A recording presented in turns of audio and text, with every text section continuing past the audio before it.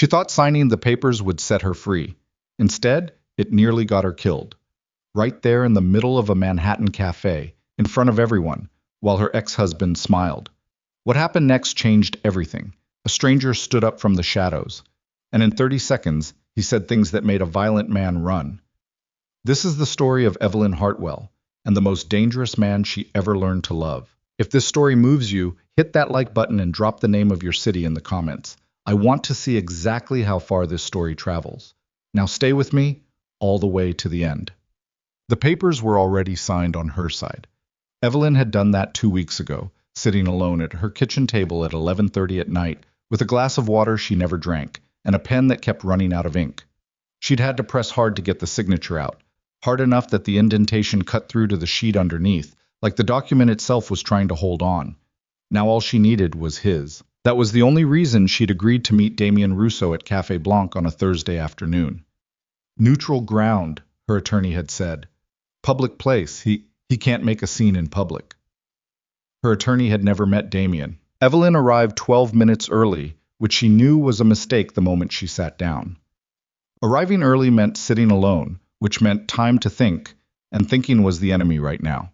She ordered a coffee she didn't want, and kept her hands flat on the table, both of them, the way she'd trained herself to do years ago, so nobody could see them shake. The cafe was the kind of place that Manhattan produced in relentless quantities.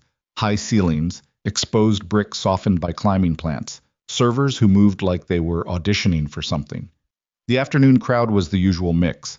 Women with expensive strollers, men with laptops and noise-canceling headphones, a few tourists studying laminated menus near the window. The ambient noise was pleasant, controlled. The exact kind of backdrop Evelyn had chosen deliberately, because Damien hated witnesses. Or so she'd thought. He walked in at 12:03, and the room changed the way rooms always changed when Damien entered them, not dramatically. That was the thing people never understood about men like him. There was no movie villain entrance, no silenced conversation or turning heads. It was subtler than that.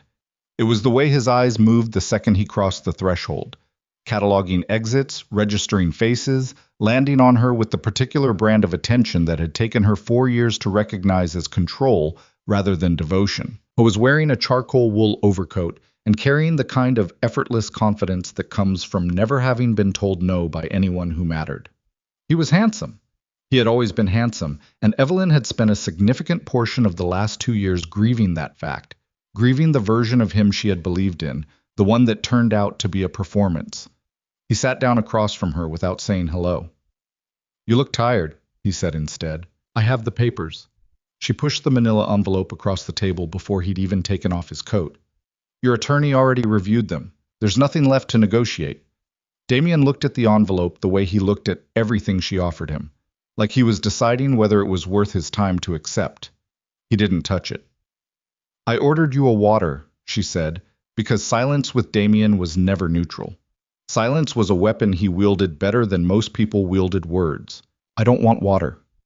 He leaned back in his chair, crossed one leg over the other, and studied her face with the slow, deliberate patience of a man who had nowhere to be and knew she did. "You're nervous." "I'm fine." "Your left hand is flat on the table." She moved her hand into her lap. The corner of his mouth shifted, not quite a smile. "You always used to do that. Press your hands flat when you didn't want me to see them shake. You think I never noticed?" "Damien, the papers. I'm not signing today." The words dropped like something thrown from a height, and Evelyn felt the impact in her sternum. She kept her face still. She had practiced keeping her face still. It was one of the most useful things she had learned in 4 years. "Your attorney agreed to today's meeting as the final, 'My attorney works for me.'" He reached across the table and picked up his water glass, the one she'd told the server to bring even though she hadn't wanted it, and drank from it slowly. "And I've been thinking about the Tribeca apartment. We settled the Tribeca apartment 3 weeks ago. We discussed it. I didn't agree. The settlement agreement reflects Evelyn." Her name in his mouth still had the power to shorten her breath, and she hated that, hated the way the body held on to fear long after the brain had caught up. "We're not doing this through attorneys. You and I are going to have a real conversation, a private one." "This is private enough. I mean, at the apartment." "I'm not going to the apartment." "Then I'm not signing." She looked at him across the white tablecloth. across the abandoned coffee and the envelope he still hadn't touched, and she thought, not for the first time, that the most frightening thing about Damien Russo wasn't his temper. His temper, when it showed itself, was almost a relief. At least temper was visible. At least temper had edges. What frightened her was his patience, the absolute certainty he operated from, the way he had never, in 4 years, believed there was a version of events where he didn't eventually get what he wanted. "My attorney will be in touch," she said. She started to reach for the envelope. His hand came down over hers, not hard. That was the thing. It was never hard in public. In public, it was always measured, restrained, plausibly deniable. Just his hand over hers, fingers wrapping her wrist with the particular pressure that was 3 pounds short of a bruise, and his eyes on her face, and the pleasant ambient noise of the café continuing around them like none of this was happening. "Don't," he said quietly. "Let go of my wrist. We're having a conversation. Let go," and then he shifted. Something in his posture rearranged itself. She felt it before she saw it, the way he leaned fractionally forward, and the pleasantness dropped out of his face like a stage curtain coming down. And he began to speak in Italian, rapid, low, precisely articulated Italian, the kind that told her he'd already rehearsed this, already decided what he was going to say before he walked in. His grip on her wrist didn't tighten, but it didn't release either, and the Italian rolled out of him in a smooth, continuous stream that she couldn't follow. Her Italian was basic at best, tourist vocabulary, enough to order wine and ask for directions. And she watched his mouth form words she didn't understand while the people at the tables around them kept typing and scrolling and eating their avocado toast, because from the outside this looked like nothing. A couple having a quiet disagreement. Nothing to see. She caught fragments. Her name. Heard apartamento. Something that sounded like a threat even filtered through incomprehension. His eyes didn't waver. He spoke to her the way someone speaks when they want you to know that you can't call for help in a language you don't have. Evelyn sat very still and thought about the 3 blocks between here and the nearest subway entrance, and whether she could make it there before "Ogni cosa che possiedi può sparire in una notte." The voice came from somewhere to her left and slightly behind her. Not loud, not raised. Calm in a way that was somehow more authoritative than volume. Damien stopped speaking. The hand on her wrist loosened, not releasing, but loosening, the reflexive reaction of a man who has just realized something unexpected is in the room. Evelyn turned. In the corner booth she had walked past without a second glance sat a man she hadn't noticed. This in itself was remarkable. He was not a man who should be easy to miss. He was somewhere in his early 40s, with the kind of face that had been handsome long enough to develop confidence and carry a few scars from it. Strong jaw shadowed with the deliberate neglect of someone who shaved when he felt like it. Dark eyes that moved with an economy she would come to recognize as the trademark of people who had spent a long time assessing rooms for danger.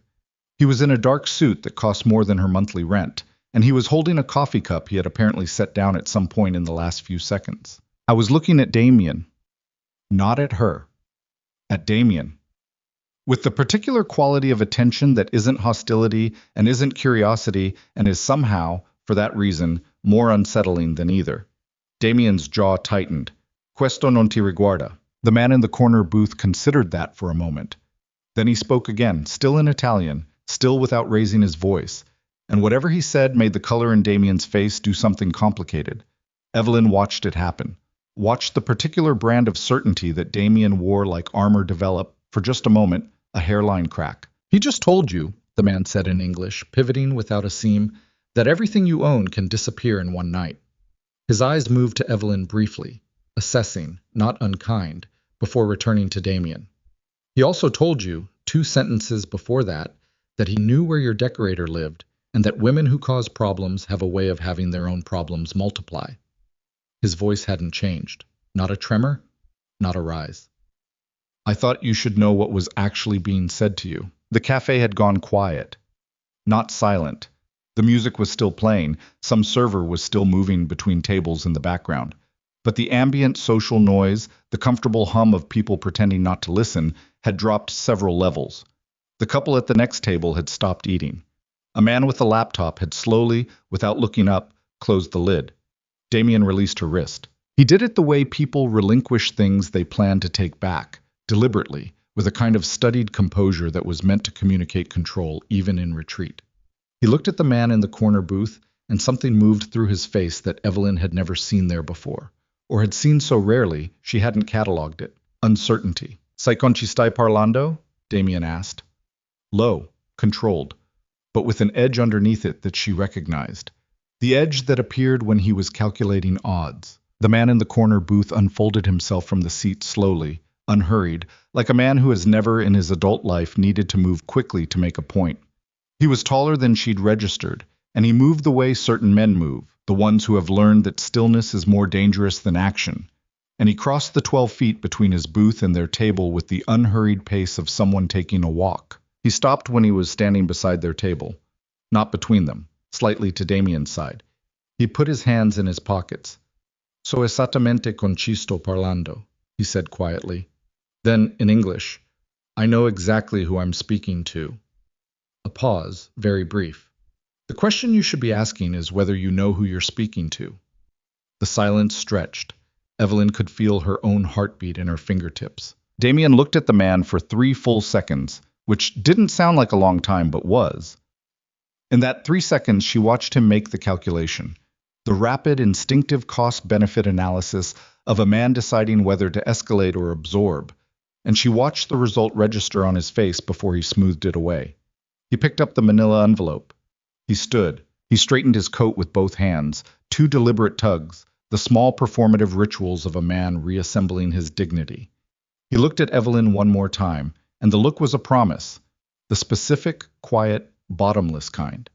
And then he walked out of Café Blanc without signing anything, without looking back, and without another word.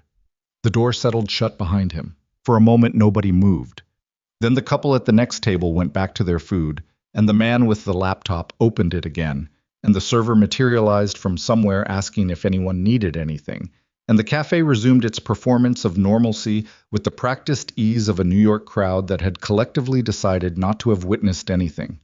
Evelyn sat with her hands in her lap and her untouched coffee cooling in front of her. "Are you hurt?" She looked up. The man from the corner booth was still standing there, though he'd taken a step back, deliberate, she registered, giving her space rather than presence. Up close, the dark eyes were even more direct than they'd seemed from across the room. There was nothing intrusive in the look. It was simply the look of someone asking a practical question. "No," she said. Then, "He had my wrist." "I know, I was watching." "For how long?" Something moved at the corner of his mouth. Not quite a smile. "Long enough to know it wasn't a reunion." She should have thanked him and left. She knew that. She'd watched enough people process near misses to understand the protocol. Acknowledge, disengage, get somewhere safe, call someone who loved you. That was the correct sequence. That was the rational response. Instead, she heard herself say, "What did he say?" "All of it." He looked at her for a moment, and she had the odd sensation of being measured, not in the way Damien had always measured her, which was to say, assessed for usefulness or liability, but something more neutral, more careful. "You're sure you want to hear it?" "I've been married to him for 4 years," she said. "Nothing he says is going to surprise me." He pulled out the chair across from her, not her chair, Damien's vacated chair, and looked at her with a brief, silent question. She nodded. He sat. "The first part was about the Tribeca apartment," he said. "He said you'd agreed verbally to let him keep it, and that if you tried to claim otherwise in court, he had people who'd testify to the agreement. Whether that's true or not, it's not." That was the first part. The second part was about your design business. He said he had business contacts who had been patient so far, and that patience had limits. The word he used was pacienza. He said it without an accent, just a clean pronunciation. The third part was what I translated, that everything you own can disappear in one night. A brief pause. The part before that, what he said about your decorator, that was more specific. He gave a street, a neighborhood. Evelyn felt the cold move through her and didn't let it show on her face. "My assistant," she said. "He meant my assistant. She lives in Carroll Gardens." "Then you should probably tell her." "Yes." She was quiet for a moment. The coffee in front of her had gone completely cold. "He's not actually going to do anything to her," she said, and she was surprised to hear how uncertain it sounded coming out. "He says things like that. He's said things like that before, and—" She stopped. The man across from her didn't fill the silence. He just waited, which was either very polite or very practiced, or both. I don't know, she finished. I don't know what he'll do anymore. That's usually when it's worth taking seriously. She looked at him across the table.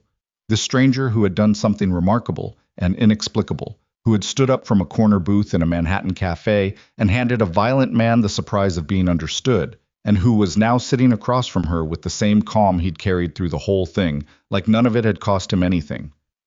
Why did you do that? She asked. He seemed to consider the question honestly. I've seen that situation before, he said. The Italian was convenient, but I think I would have said something regardless. Most people don't. No, he agreed. They don't. You didn't have to. That's true. She waited for him to say something more, to fill in the shape of his motivation the way people usually did. The self-congratulatory explanation, the positioning, the subtle lean into heroism. He didn't do any of it. He just sat there, and the absence of performance was strange enough that she found herself studying him the way she studied rooms she'd been hired to transform, looking for the structural truth beneath the surface. Evelyn Hartwell, she said, and offered her hand. He took it. Valentino De Luca. The handshake was brief and even, and his hand was warm, and she noticed, because she noticed things. It was her job, and also her survival mechanism, that his knuckles carried the faint, old topology of someone who'd hit things at some point in his past, or been hit. Interior designer, she said, which was what she always said because it covered the most ground. I know, he said. She paused. How? Your name is on the Meridian Building project on West 22nd. I drove past the site board last week. He said it easily, matter of fact. I recognized the name when your ex-husband said it. He said my name. Early. Before I had reason to pay close attention. He looked at her steadily. You should know. He's going to come back. Men like that don't accept the first exit. I know. Do you have somewhere to stay? Other than wherever he knows to find you? I have an apartment. Does he have a key? The question was practical, toneless. She appreciated that. He did, she said. I changed the locks 3 months ago. Good. He reached into the interior pocket of his jacket, unhurried, the gesture of a man who owned his own time, and placed a card on the table between them. Matte black, embossed lettering, the name and a number and nothing else. No title, no company, no address. If the situation changes, he said, or if you need anything. She looked at the card without picking it up. You do this often? Hand cards to women in distress? No. No defensiveness in it, just the straight answer. This is the first time. She picked up the card. He stood, not rushed, not ceremonious, and inclined his head in something that was almost a bow and also wasn't quite. Ms. Hartwell. And then he walked back to his corner booth, picked up his coffee, opened the newspaper that was sitting folded on the seat beside him, and appeared to resume exactly what he'd been doing before all of this happened, like it had been a minor interruption, like he had that kind of surplus composure to spend. Evelyn sat for another 10 minutes before she left.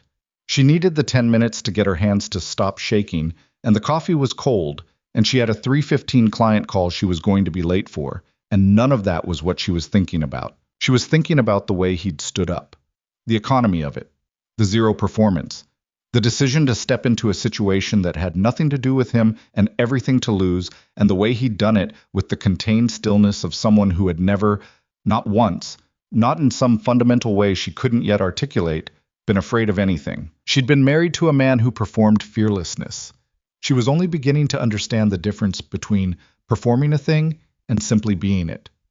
She left a 20 on the table and walked out into the October light of West 44th Street, and she did not look back at the corner booth, and she held the matte black card between 2 fingers all the way to the subway entrance. It took Damien 4 days to make his next move. She had, in that window, taken the precaution of warning her assistant Priya, a practical, unflappable woman from Jackson Heights, who responded to the news with, "Okay, I'm staying with my sister for a week," and then went and did exactly that, which was why Evelyn had hired her. She had also called her attorney, Marcus Webb, and explained what had happened, and Marcus had said, "Evelyn, I need you to file a police report," and she had said, "Damien has 3 lawyers and a judge who golfs with his father."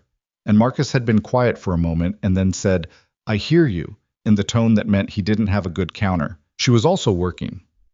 This was, depending on how you looked at it, either a character strength or a dissociation strategy, and at this point in her life she'd stopped trying to determine which.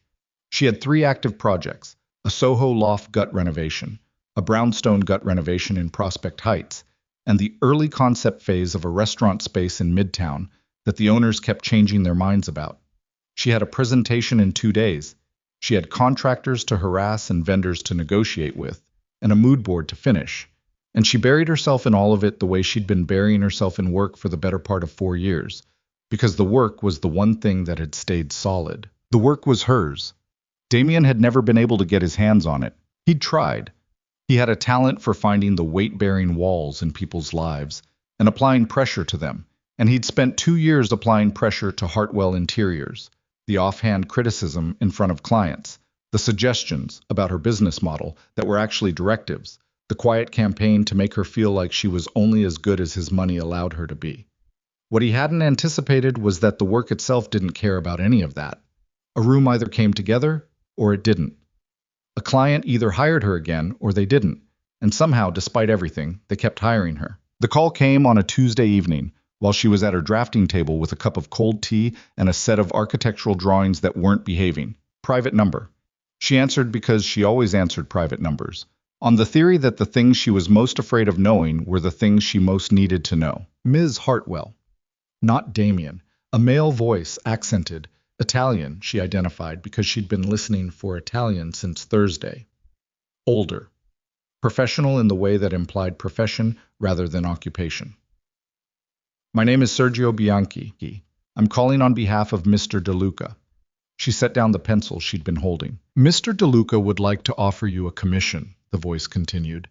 He recently acquired a property in the West Village, a historic townhouse, federal style, 1938, significant structural and cosmetic work needed. He's looking for a principal designer who can take full creative control of a complete restoration. A pause. He specified you. He specified me, she repeated. Yes, ma'am. We met once, she said, in a café, for about 15 minutes. Yes, ma'am. Mr. DeLuca is aware of that. She stood up from the drafting table and moved to the window, the phone pressed to her ear, watching the unremarkable Tuesday night traffic of her block without seeing it. What's the scope? She asked, because she was a professional, and asking the scope question was what professionals did while their minds raced in 17 other directions. Sergio Bianchi told her the scope.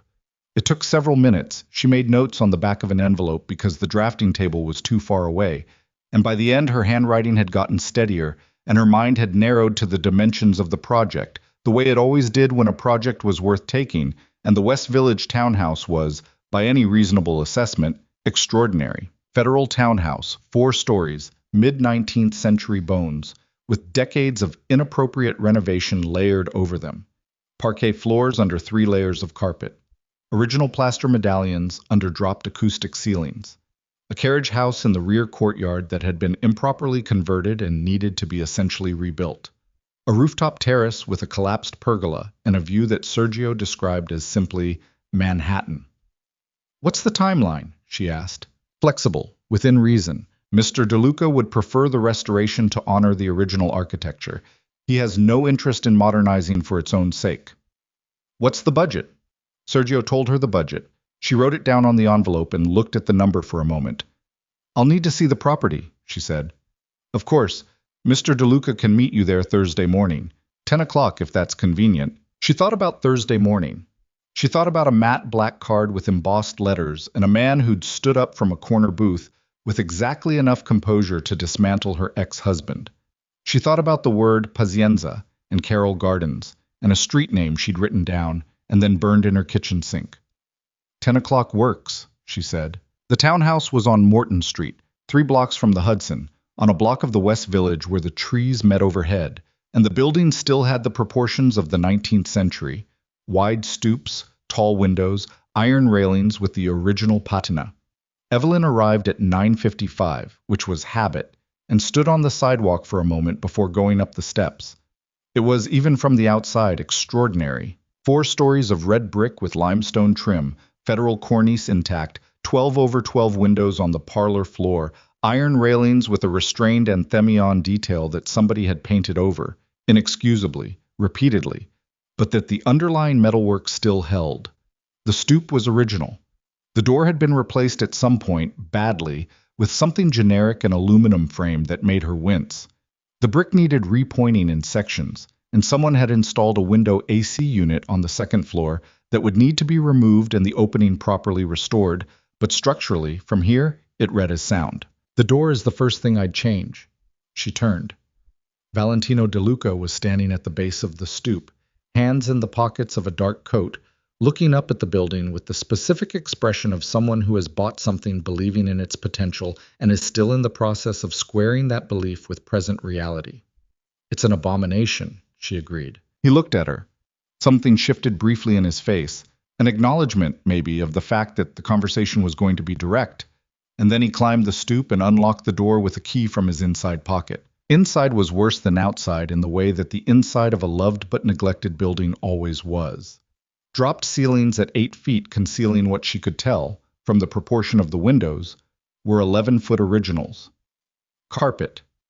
Beige, institutional, the specific shade of surrender, over what the architectural drawings had confirmed were wide plank white oak floors.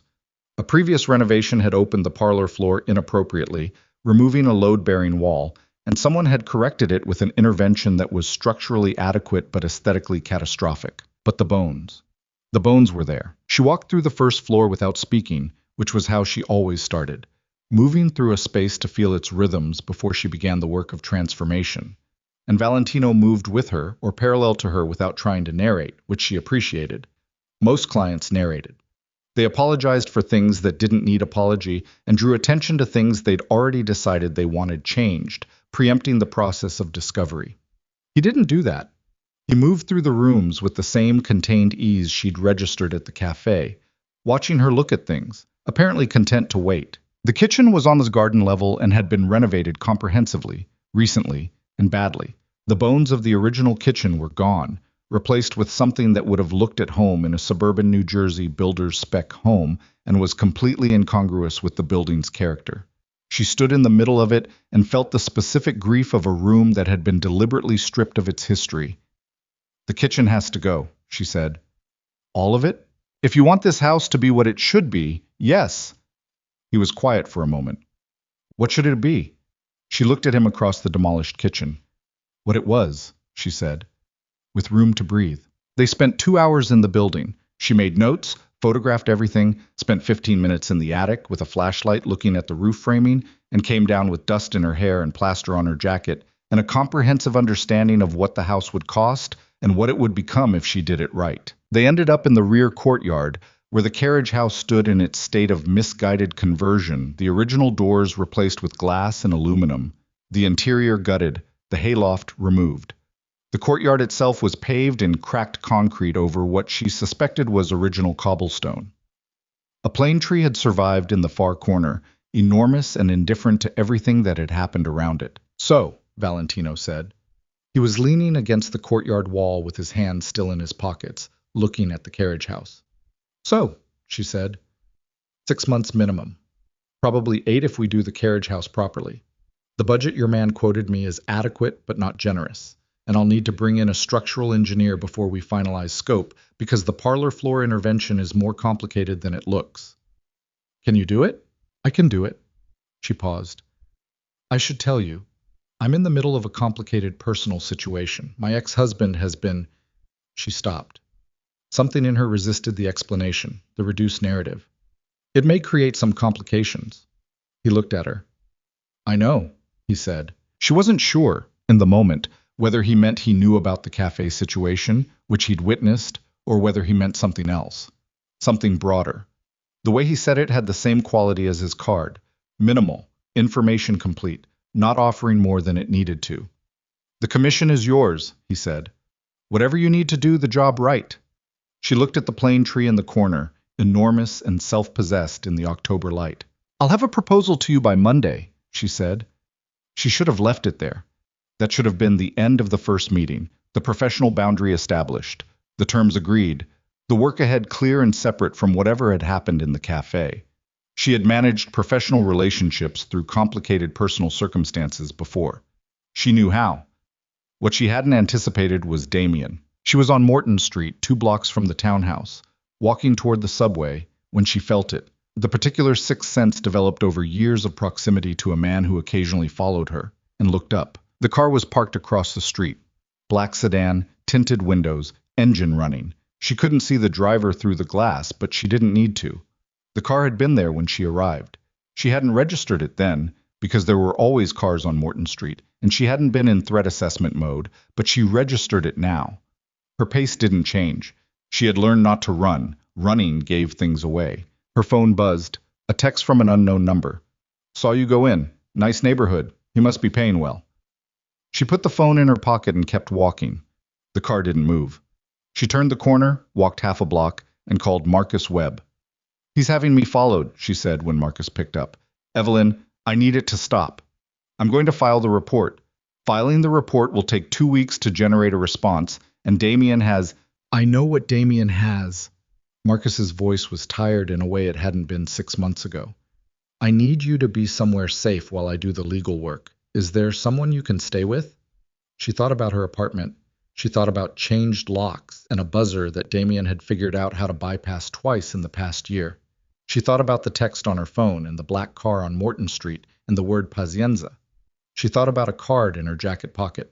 "I'll figure something out," she said, and ended the call. She stood on the corner for a moment, the October wind coming off the Hudson. Then she took out the matte black card and looked at it, and looked at it, and looked at the number on it for a long time before she put it back. She wasn't ready to call it yet, but she held on to the card the entire way home, 2 fingers around it, the way you hold something you're not sure whether to use or to keep. The apartment that night was quiet. In the way apartments are quiet when you're not sure they're safe. Every creak of the building read as footstep, every shadow in the hallway an inventory.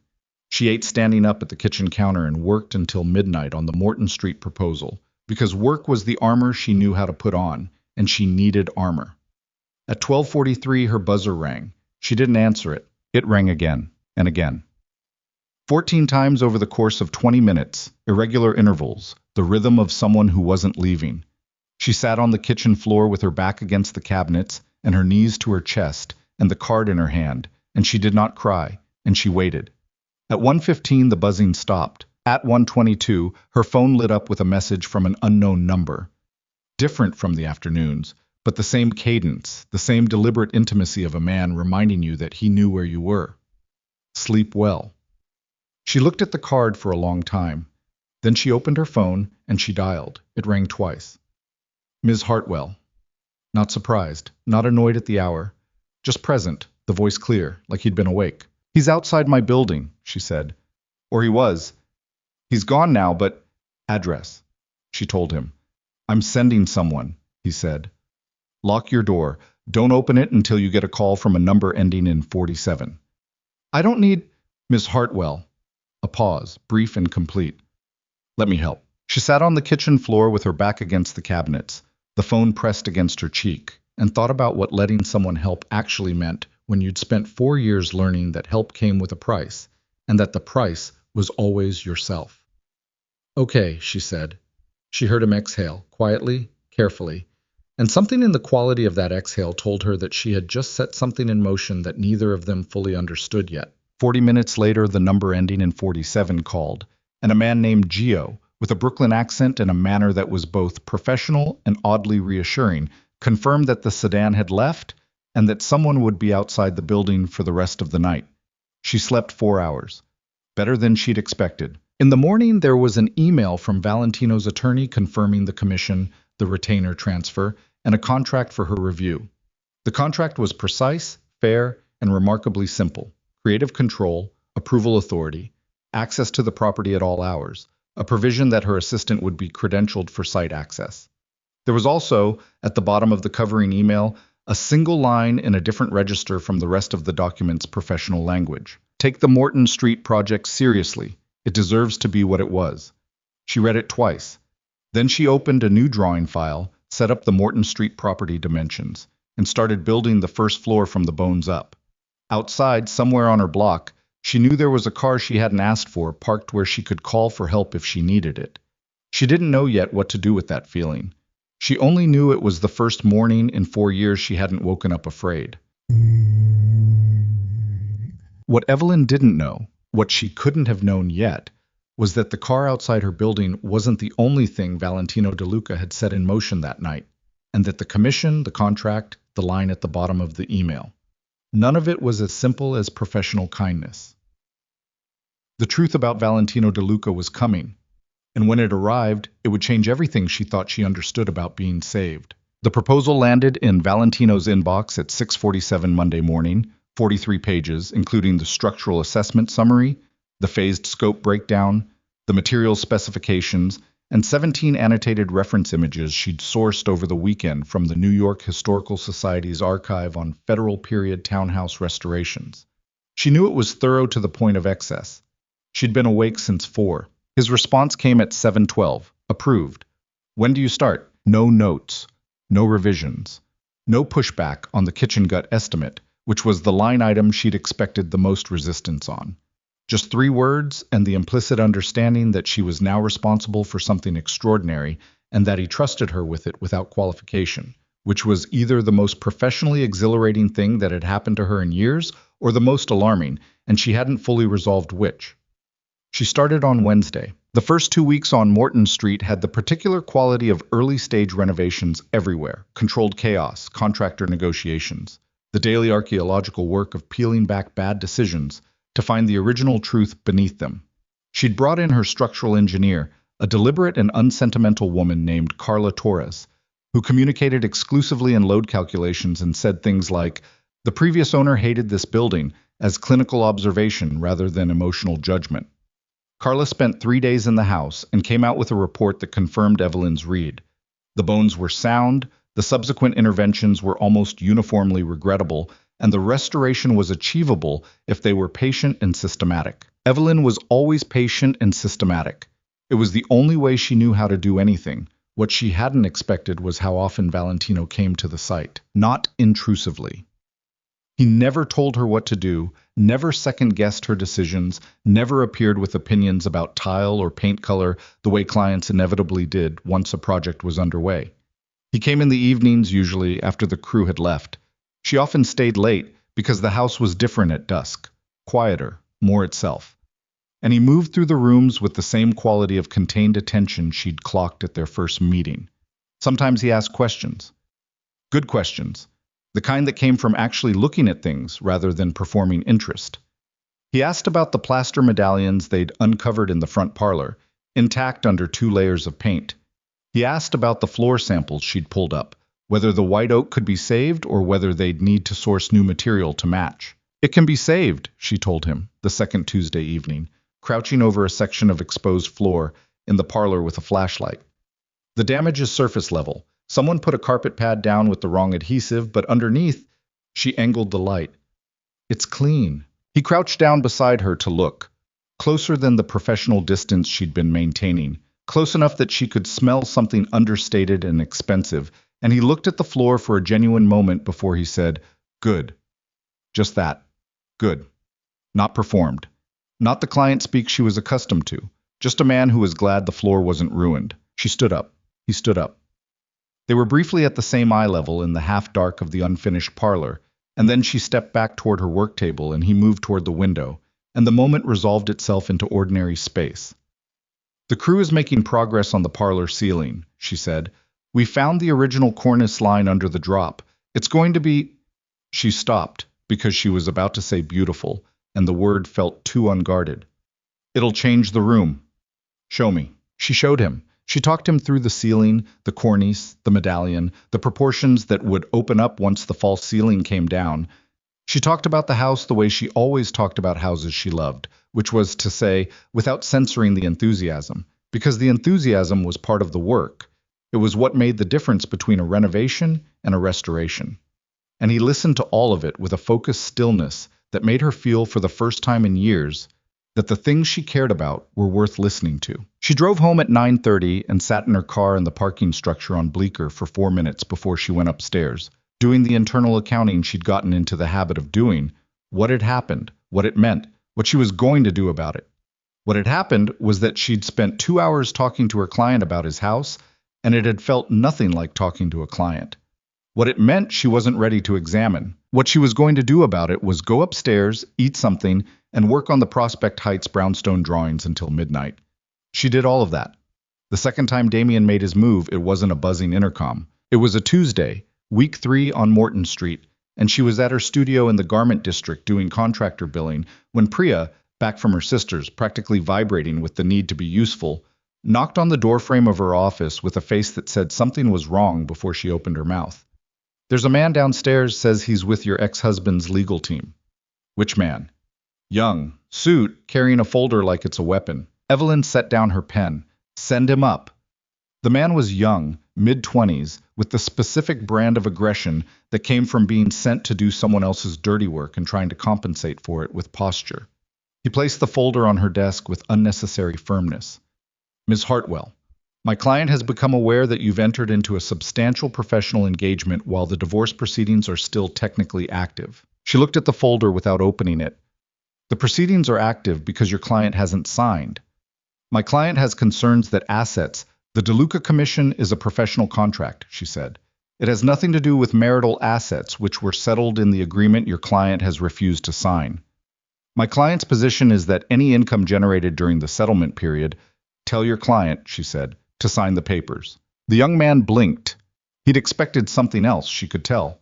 He'd expected her to be defensive, or to lawyer up in real time, or to do the thing she'd done for 4 years, which was to search for accommodation, to find the shape of what Damien wanted and try to fit herself to it. He didn't know she'd stopped doing that.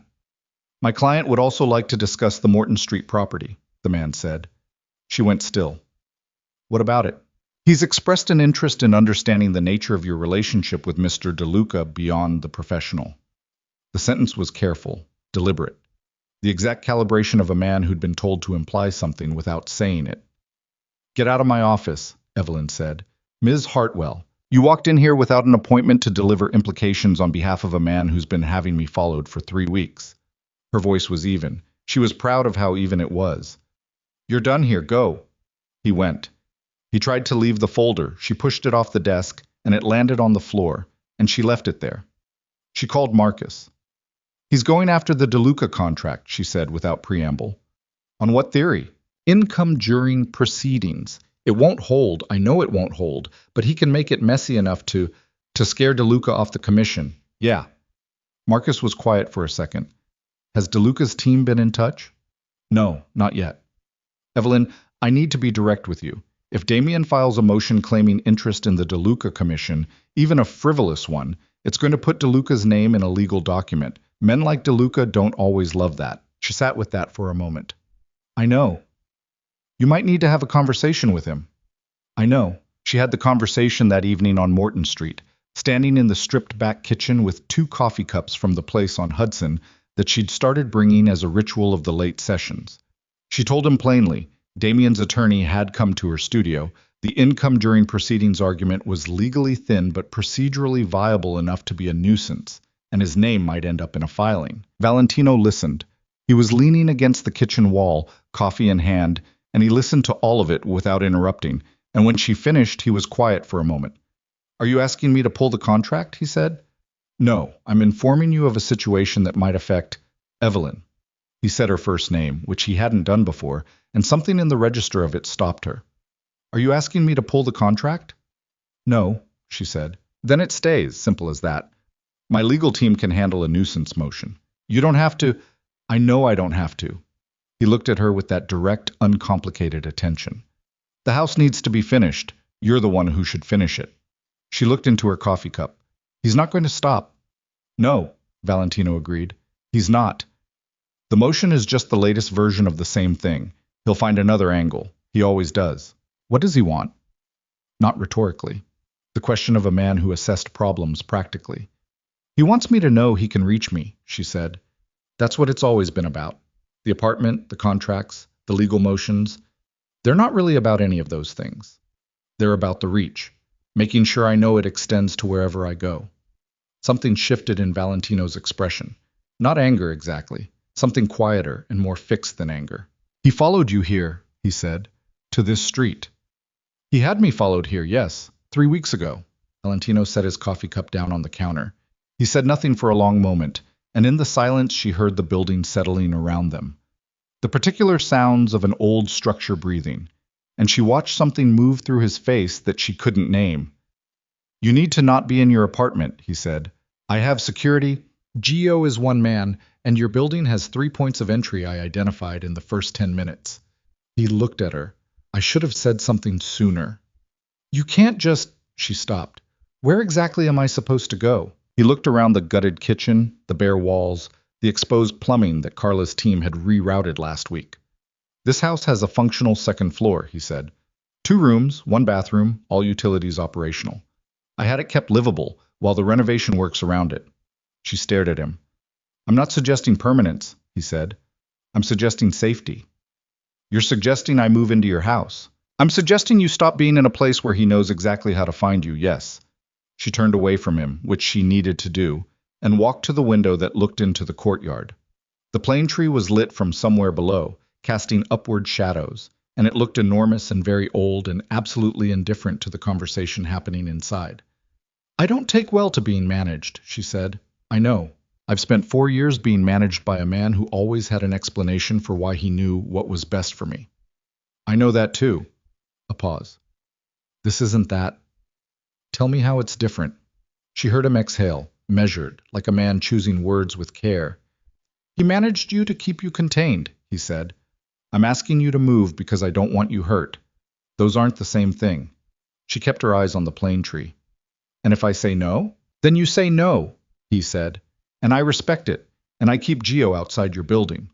She turned around. He was still leaning against the wall, coffee forgotten, watching her with the patient, undemanding quality that she had not yet been able to decode. Not strategy, or so it seemed, but she had learned not to trust her own readings on that particular question. 2 weeks, she said, until Marcus gets the security situation stabilized.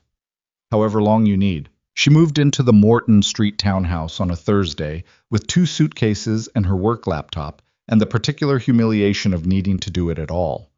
The second floor was, as advertised, functional, clean, sparse, 2 rooms with the bones of the house visible in the plaster and the woodwork.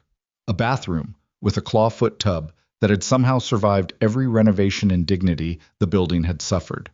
Her bedroom window looked onto Morton Street, and from it she could see the car that Valentino's people kept parked at the curb, and she stood at that window her first night there and tried to determine whether she found it comforting or terrifying. Both, she decided. The answer was both. She worked days on the restoration and evenings at the site, which meant she was now living inside the project in a way she'd never done before, and it changed the work, made it more intimate, more instinctive, the way you know a space differently after you've slept in it. She noticed things at 5 in the morning she wouldn't have seen at noon. The way the light came through the parlor floor windows at dawn, which confirmed her choice of the warm-toned plaster for the walls. The way sound moved through the building at night, which told her things about the structural relationship between floors that she used to reconfigure the second floor plan. Valentino came to this site less often in those first days, as if he was giving her room to settle. When he did come, the dynamic had shifted in the small, specific ways that shared space always shifted things. They ate takeout at the kitchen work table on 2 successive Wednesdays while she walked him through the week's progress. He was easier to read in those moments, or she was simply better at reading him, the proximity calibrating something. I was precise, private in a way that was structural rather than evasive.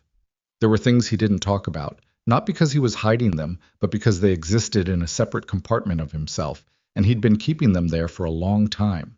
He had opinions, strong ones, held quietly. He had a dry, bone-dry sense of humor that appeared rarely and without announcement. He was, she was beginning to understand, profoundly alone in a way that had calcified into something he'd accepted as permanent. She recognized that kind of alone. She'd been practicing it herself. She did not let herself think about what that recognition meant. The morning Damien called her directly, it was a Sunday, and she was on the roof with a tape measure confirming dimensions for the pergola rebuild. She answered because she always answered, and because the number was his real one, not an unknown. You moved, he said. No greeting. Her grip on the tape measure tightened. How do you know where I am? I know everything, Evelyn. You know that. What do you want? I want you to understand what you're doing. His voice was controlled, which was always worse than the other kind. This man, this situation you've put yourself into, you have no idea. I'm not doing this. Is not safe. Something in his voice that she hadn't heard before. Well, not anger, but something adjacent to it. Something that in another man might have been close to fear. You think I'm the worst thing that's happened to you. You don't know what you've walked into. From where I'm standing, she said, you're the only threat I can see clearly. Evelyn, don't call this number again. She ended the call and stood on the roof with the Hudson visible 3 blocks west and the October sky wide and cold and indifferent, and she thought about what he'd said. You don't know what you've walked into. The thing was, she'd been telling herself that for 3 weeks. Every time the car outside resolved something before she had to ask. Every time Gio appeared around a corner at the exact right moment. Every time a problem evaporated before she could document it. Men didn't operate like that through goodwill alone. She went inside and downstairs and found Valentino in the front parlor, looking at the restored cornice that the crew had finished Friday. He turned when she came in, and something in her face made him go still. Who was Damien talking about? She said. When he called you not safe? The stillness in his face became deliberate. He called you. Just now. On the roof. She kept her voice level. He said I didn't know what I'd walked into. He said you weren't safe. He seemed... She stopped. He seemed like he knew something specific. Valentino looked at her for a long moment. The morning light came through the newly unblocked windows at full force, and there was no shadow to stand in, nothing to soften what was on his face, which was the look of a man who has been carrying a particular weight for a long time and is now measuring the distance between himself and the moment he sets it down. Sit down, he said. I'd rather stand. Evelyn, tell me. And so he did. He told her standing in the front parlor of the Morton Street townhouse, with the restored cornice overhead and the stripped floor under their feet and the sounds of Sunday morning on the street outside. And he told her without softening it, without layering it in justification or narrative arc, because she had specifically asked for the truth, and he had found, in the weeks since he'd known her, that she could handle the truth better than most people could handle comfortable lies. The DeLuca name, he said, was not simply a name attached to real estate holdings and European investments. The legitimate business was real, hotels, development, shipping, and it was substantial. But it was also the surface. What ran beneath the surface was older and larger, and reached into places the surface-level business never touched. His grandfather had built the foundation in Naples in the 1950s. His father had extended it across 3 continents by the 1980s.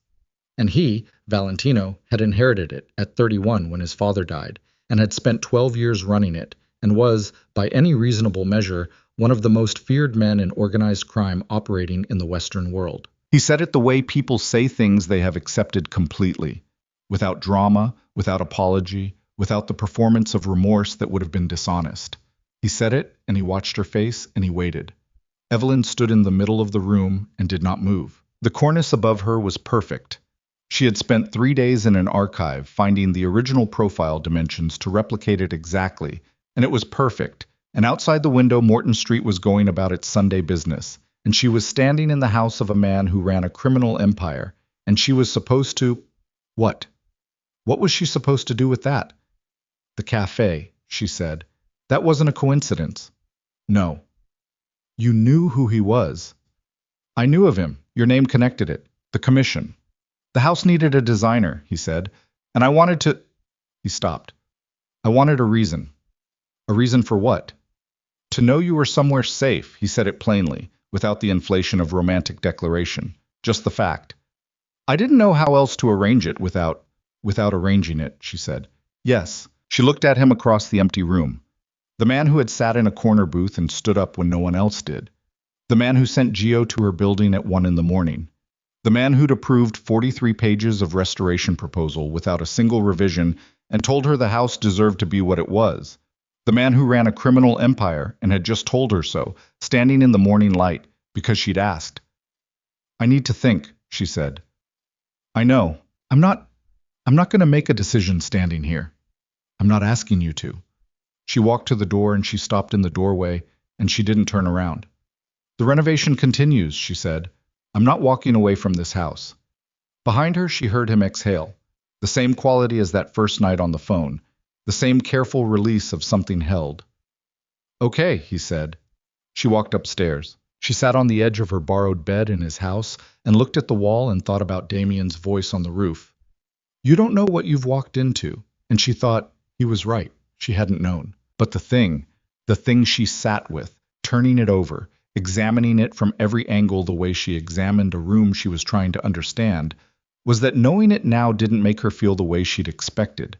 It didn't make her feel the cold spike of betrayal she'd felt when she'd discovered Damien's lies, which were small lies, domestic lies, the lies of a man concealing cruelty behind convenience.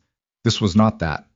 She didn't know yet what it was. She knew only that the truth had been offered without being demanded, and that the man who'd offered it was downstairs, and that she was still in his house, and that she had told him the renovation would continue. She lay back on the bed and stared at the ceiling of the room she had not yet redesigned. And outside on Morton Street, the Sunday went on without her, and she did not sleep, and she did not leave. And somewhere below her, in the front parlor with the newly perfect cornice, Valentino De Luca stood in the morning light and waited to find out what she would do with the truth he had just placed in her hands. She stayed in the house. That was the decision, made without ceremony on a Sunday afternoon on a borrowed bed, staring at an unrenovated ceiling. She stayed, and the next morning she was at the work table by 7 with her drawings open and her coffee from Hudson Street and the measured professionalism of a woman who had decided that work was the only ground she trusted completely. Valentino did not press her. He did not ask what she'd concluded or try to fill the silence between them with explanation or apology. When she came downstairs that Monday morning, he was already gone. She heard later from Gio that he'd left before 6, and there was a coffee cup in the drying rack that hadn't been there the night before, and a note on the work table in his handwriting. The carriage house contractor confirmed Thursday. You'll want to be there for the initial assessment. That was all. No emotional footnote. No request for a verdict. She took the note and put it in her jacket pocket and went to work. The days settled into a rhythm that was strange in its ordinariness. She ran the renovation. She managed the contractors and the schedule and the daily archaeology of a house revealing itself layer by layer. Valentino moved through the margins of it, present enough that she was aware of him, absent enough that she had room. They shared the house without performing domesticity, which was its own kind of intimacy she was careful not to examine too directly. What she did examine, in the private accounting she did every night before sleep, was what she'd been told. She was not naive. She had grown up in a world where money came from somewhere, and the somewhere was not always clean, and she had worked in a world, high-end New York interior design, where the distance between a client's wealth and its origins was a professional courtesy everyone agreed to maintain. She had never operated under the illusion that all money was innocent. But there was a difference between abstract knowledge and a man standing in a parlor telling you plainly that he was what he was. She turned it over. The café. The standing up. The card on the table with nothing on it but a name and a number. The commission that appeared the next day. She had asked whether it was coincidence, and he had said no. And she had said, I need to think, and he had said, I know. And there was something in the economy of that exchange that she kept returning to. He had not tried to make it smaller than it was. In her experience, men who did terrible things spent enormous energy making them smaller. Recontextualizing. Finding the angle from which the action looked reasonable, or necessary, or at minimum understandable. Damien had been a virtuoso of this. A 4-year performance of recontextualization so thorough that she'd spent the first 2 years believing it. Valentino had not recontextualized. He had said, this is what I am. And then he had waited. She didn't know what to do with that yet. But she noticed it. It was on the 9th day after his confession. A Tuesday, the carriage house framing assessment had gone well. She had authorized the full rebuild. That Priya knocked on her office door at the Morton Street workroom with a face that had changed. There's someone asking about you, Priya said. Not Damien's people. Different. Different how? Woman, late 50s, says she's a journalist. Priya held out a card, actual physical cardstock, and Evelyn took it. She's been to the studio. She went to your old apartment building. Gio called it in. Evelyn looked at the card. The name was Catherine Marsh.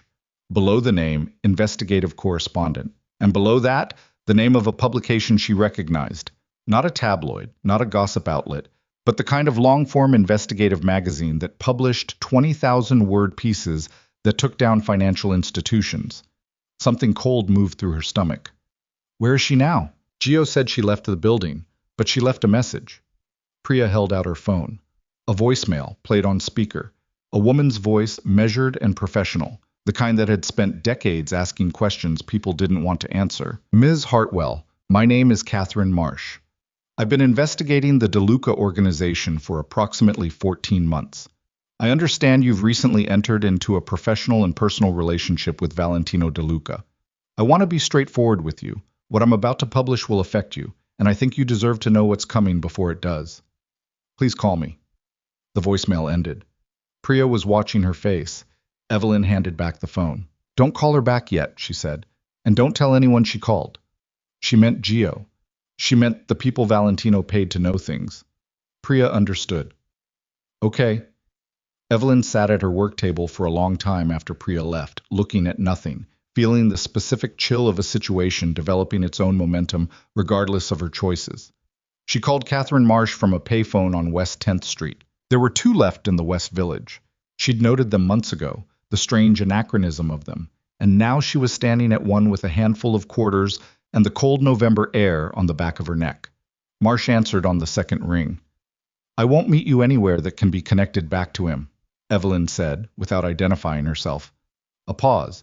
Then, I know a place in Brooklyn, Sunset Park, Filipino bakery on 5th Avenue.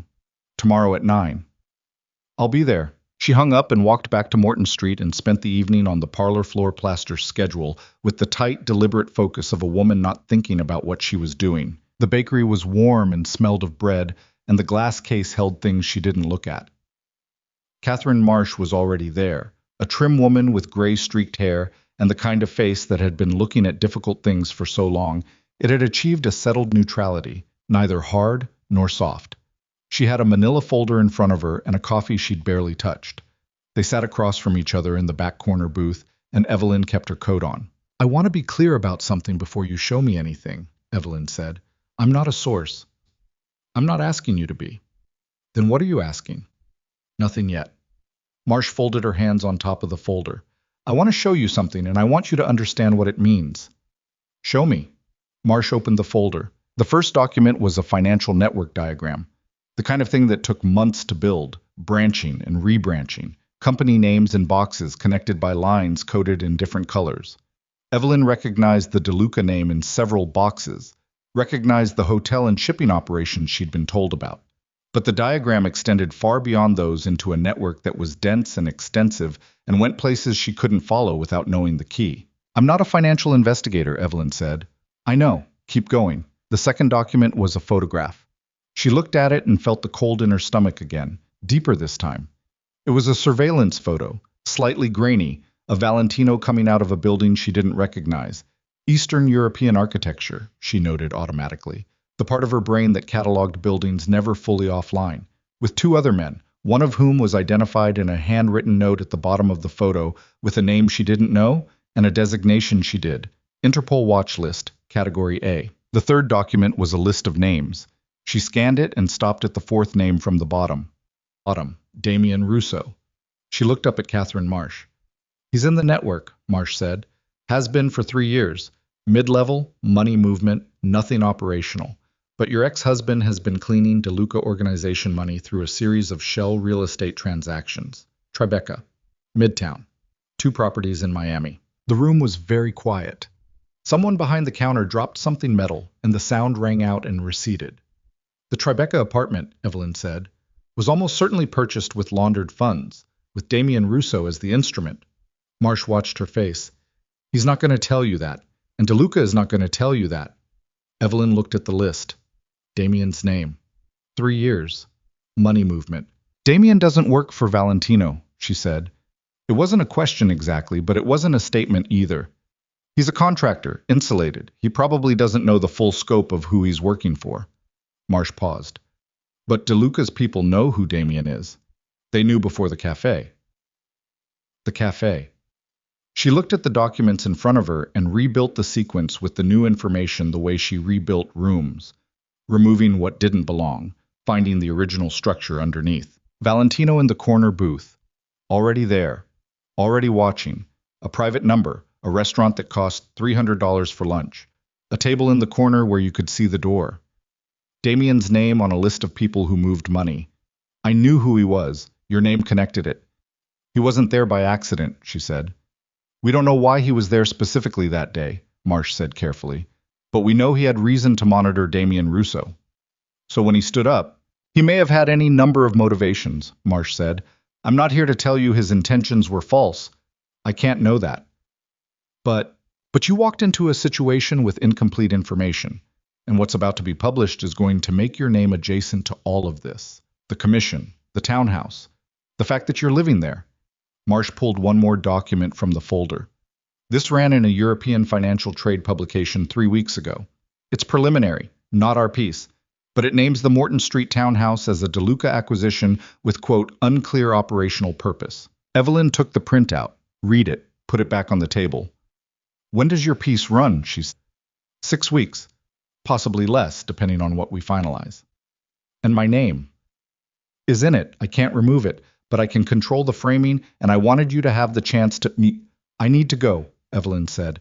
Ms. Hartwell. She stood up and put money on the table for the coffee she hadn't ordered and walked out of the Filipino bakery into the Sunset Park morning, and she stood on Fifth Avenue with the Brooklyn traffic moving around her and breathed the cold air and tried to think. Damien's name on a list. 3 years. The Tribeca apartment. She took the R train back to Manhattan, and she did not call anyone on the ride, and she did not look at her phone. She looked at the dark window of the subway car and watched her own reflection look back at her, and she thought about the specific texture of being deceived by someone you had started to trust after learning the hard way what deception looked like. She had thought she'd gotten better at recognizing it. She walked into the Morton Street townhouse at 11:47.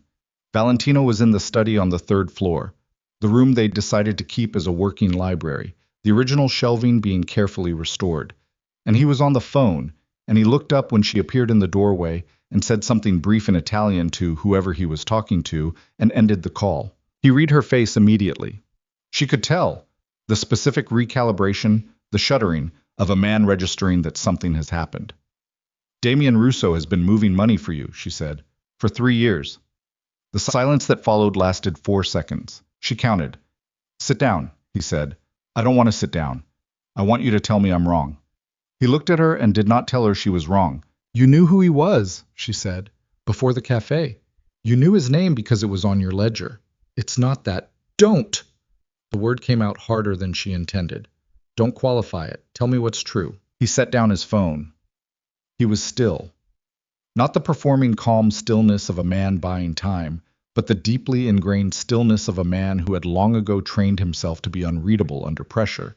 And she hated that she could tell the difference, because it meant she'd learned to read him, and she didn't know what to do with that now. His name appeared in operational records 18 months ago, Valentino said, introduced through a third party. I didn't select him. I wasn't in the room when the arrangement was made. But yes, he's been part of the movement structure. And the café. The café was... He stopped. I was there for another meeting, a restaurant around the corner. I was early. He looked at her directly. When I saw his name connected to yours through the documents weeks before, I knew what he was. I didn't know about you. I didn't know he had a wife. Ex-wife. Soon-to-be ex-wife at the time. He didn't look away. When I saw his face in that cafe and heard him speak to you, I knew who he was before I understood who you were. And yes, that informed my decision to intervene. But it did not manufacture what I felt when I watched him put his hand on your wrist. She stood in the doorway with the sounds of the house around her, the contractor downstairs beginning to pack up for the day, the building settling, the plane tree in the courtyard that she couldn't see but knew was there, and she held the entirety of the last 3 weeks in her mind and turned it over. The commission, she said, was real. Was it also convenient? A pause, the honest kind. Yes, he said, both things. She pressed her hand flat against the doorframe. The wood was original, stripped back to bare pine now, waiting for the refinishing that was 2 weeks out. It was real under her palm. Actual. A journalist is publishing a piece in 6 weeks, she said. My name is in it, adjacent to yours, adjacent to all of it. Something moved through his face, not surprise exactly, but a recalibration. Catherine Marsh, he said. You know about her. I know about her investigation, yes. For how long? Several months. She looked at him. And you brought me into this house anyway. I brought you into this house because you weren't safe. His voice stayed level, but there was something underneath it now, something with edges. That was real, Evelyn. That has been real from the beginning. I can separate the two things. You don't get to separate them, she said. I'm the one who ends up in the article. He stood up from the desk chair. He moved toward her. Not fast, not crowding, just closing the distance from across the room, and stopped 6 feet away. His face was open in a way she hadn't seen before, the particular vulnerability of the man who has carefully managed his exposure for decades and has, in this moment, run out of management. What do you want me to say? He said. That I should have told you sooner. Yes. That I made decisions that affected you without consulting you. Yes. That the situation is more complicated than I let you believe it was. He paused. All of that is true. Then what part was genuine? The question came out quieter than she meant it to, and she saw it land. All of it, he said. That's the part I can't make simpler for you. She looked at him for a long time. The man from the corner booth. The man with the card. The man who stood in the morning light and told her what he was without softening it, and who was now standing 6 feet away in a stripped back room, telling her that the complication and the truth were the same thing, and she couldn't have one without the other. I need to leave for a while, she said. Evelyn, not permanently. She said it before she could second guess it, because it was true, and the truth was the only ground she had. I need to be somewhere that isn't inside this situation while I decide what I think. He nodded once. The controlled quality of it cost him something. She could see that now. She went downstairs and packed one bag. Not the 2 suitcases she'd arrived with. One bag, the laptop, the drawings she needed for the week. She moved through it efficiently, not because she wasn't feeling anything, but because feeling things was for later, and later required first getting through right now. She called Priya from the front steps. I need somewhere to be tonight, she said. Not the studio, not my apartment, somewhere. My sister's couch is still there, Priya said immediately. No questions. Jackson Heights. I'll text you the address. Thank you. She walked to the subway with her one bag. At the corner of Morton and Hudson, she stopped and looked back at the townhouse. The 4 stories of federal brick, the bad aluminum door. She still hadn't replaced yet because they'd been waiting on the custom reproduction hardware, the second-floor windows where she'd stood the first morning looking at the car at the curb and feeling both terrified and held at once. Then she turned and kept walking. She was on the A train, somewhere under the river between Manhattan and Queens, when her phone lit up with a call from a number she didn't recognize. She answered, because she always answered. Miss Hartwell. A man's voice, not Gio, not Sergio, younger, clipped, with the specific tonal flatness of someone delivering information they have no personal stake in. My name isn't important. What I need to tell you is Catherine Marsh was in a car accident an hour ago on the BQE. She's alive, but her laptop and all her physical files were taken from the vehicle. The train went dark through the tunnel. Who is this? She said. Someone who thought you should know that the people who took those files know your name is in them. A pause. And that they also know you met with her this morning. The line went dead. Evelyn sat in the dark of the subway tunnel with the dead phone in her hand and the car swaying around her, and the thing that hit her wasn't fear. Fear was too simple, too clean for what this was. What this was the moment the ground she'd been standing on revealed itself to be something. The train came out of the tunnel into the gray Queen's light, and Evelyn sat with her phone in her lap and the dead call behind her and tried to build something solid out of what she knew. Catherine Marsh was alive. That was the first fact. Her files were gone. That was the second. Someone had watched Evelyn walk into a bakery in Sunset Park and made a phone call within the hour. That was the third, and it was the one that made her skin go cold in a way that had nothing to do with the November air coming through the subway doors at the next stop. She got off at Jackson Heights and did not go to Priya's sister's address. She walked 3 blocks in the wrong direction first, doubled back through a laundromat, came out on a different street. Old habit, new urgency. She stood in the doorway of a closed insurance office and called Marcus Webb. It rang 4 times and went to voicemail. She called again. Evelyn. He sounded like she'd woken him, which at 2 in the afternoon meant he'd been in court all morning. What's... Damien has been laundering money, she said. Through real estate transactions, for a criminal organization, for 3 years. Silence. Marcus. I heard you. The Tribeca apartment is almost certainly purchased with those funds, which means your settlement arguments about that property just became evidence in a federal investigation, he said slowly. Evelyn, how do you know this? I spoke to a journalist this morning, Catherine Marsh. She was in a car accident on the BQE an hour after we met. Her files were taken. Another silence, longer and heavier. Are you safe? I don't know. She said it because it's true, and lying to Marcus used energy she didn't have. I need to know if Damien knew, about the organization, about whose money he was moving. I can't determine, could he have been doing it without knowing the full scope? Evelyn, Marcus's voice had changed. Whatever you're thinking about doing with this information, I need you to stop and call the FBI. The FBI takes 6 months to open a file. You are describing a situation involving organized crime and a journalist whose evidence was stolen within hours of speaking to you. That is not a situation you manage yourself. I'm not managing it myself, she said. I'm calling you. That's not what I'll call you later, she said, and ended it. She stood in the doorway and looked at the street and thought about the phone call on the train. They know you met with her this morning. Whoever they were, Valentino's people, a rival organization, someone with a reason to want those files gone. They had been watching Marsh, or they had been watching Evelyn, or both. And the distance between a journalist's car accident and a warning phone call was short enough that someone had planned for the contingency of this meeting happening, which meant someone had known it would happen before it did. She called the number back. The unknown number from the train, disconnected. Of course.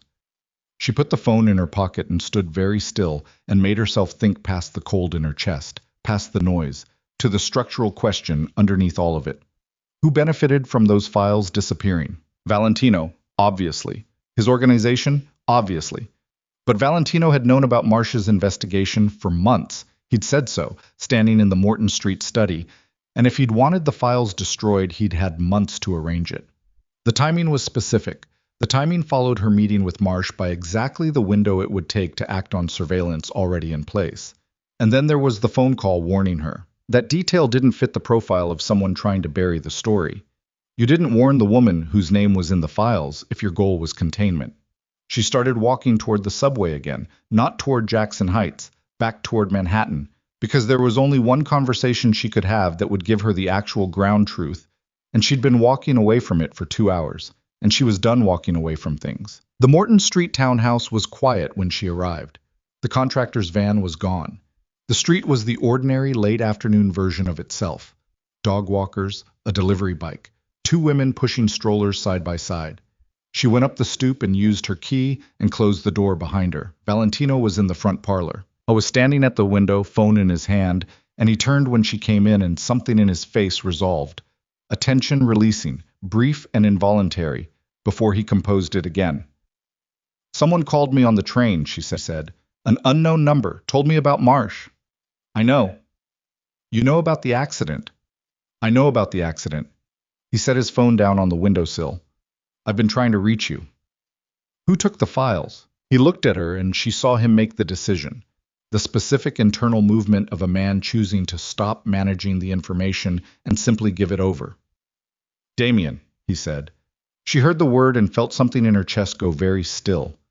Say that again. The accident wasn't arranged by my people. Marsh has been surveilling the DeLuca organization for 14 months. She's also been surveilling Damien Russo for 8 months, building the connection. Damien has known about her investigation for at least 6 weeks. He paused. He arranged the accident. He took the files. Why? Because her piece doesn't only expose my organization. It exposes him, his name, his transactions, the properties. He looked at her steadily. He's not mid-level talent protecting himself. He's been skimming from the movement structure for 2 years. Money that was supposed to move through him didn't always arrive where it was supposed to. My people have known about it for 4 months. She sat down. Not dramatically. Her legs simply decided the standing was done, and she sat on the nearest surface, which was the paint-stained wooden chair she used at her work table. He's been stealing from you, she said. Yes. And you've known for 4 months. We've been building the accounting of it, the extent of it. And he knows you know. He knows we're aware of discrepancies. He doesn't know the full scope of what we've documented. Valentino moved away from the window toward her. Not all the way, keeping the space respectful. His move today, taking the files, it's not about containing the press piece. It's about leverage. He's acquiring documentation of our operation to use as a shield. She looked at the floor between them, the bare white oak that they'd saved together, that was waiting for its finishing coats. A shield against what? She said, although part of her already knew. Against what's coming when we move to address the skimming. He paused. And against me, specifically, because of you. She looked up. He's made inquiries, Valentino said, through intermediaries in the last 2 weeks, about the nature of my interest in you. He's reframed the entire situation, in his mind and in his communications, as me using you to get to him. Were you? The question came out flat and clean, no performance in it, just the question. No. Equally flat, equally clean. You were not leverage, you were never leverage. But I am now, she said. The silence that followed had the specific weight of a truth nobody had wanted to say out loud landing in the room. He sent a message, Valentino said. Through a mutual contact. He wants a meeting. He says he'll return the files to Marsh, intact, plus he'll walk away from the divorce settlement, sign everything, full terms. In exchange for me, she said. For my withdrawal from any relationship, professional or personal, with you. And for a guarantee of non-interference in his activities going forward. He stopped. He's using your safety as the currency. She sat with that. The room around her was half-finished and wholly itself. The cornice overhead, the stripped floor, the tall windows with the November light coming through at a low slant. The house that had been teaching her something for 6 weeks about what it meant to restore a thing to what it was supposed to be. He thinks you'll trade me, she said. I won't. Then what happens? Then we move. The word "we" was deliberate, and they both heard it. On our terms, not his. He has the files. Marsh's files. Your organization's documentation. He does. If he releases them, he won't release them. Releasing them destroys his shield. As long as he holds them, he has leverage. The moment he releases them, he has nothing, and my organization responds without constraint.